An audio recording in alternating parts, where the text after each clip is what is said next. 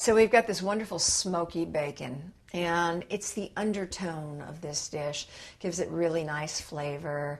It's got that earthy quality to it, and who doesn't like pork fat? Come on. So we're going to cut a little of this bacon, and I'm cutting it very fine. Again, you'll always see me talk about using the claw. You will never cut your fingers using the claw. It's the way to go. Trust me, you don't have to go fast.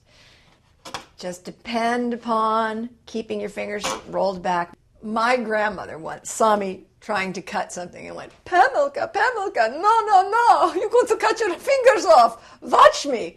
And she did this. And I said, what's that? She said, how you say, that the claw.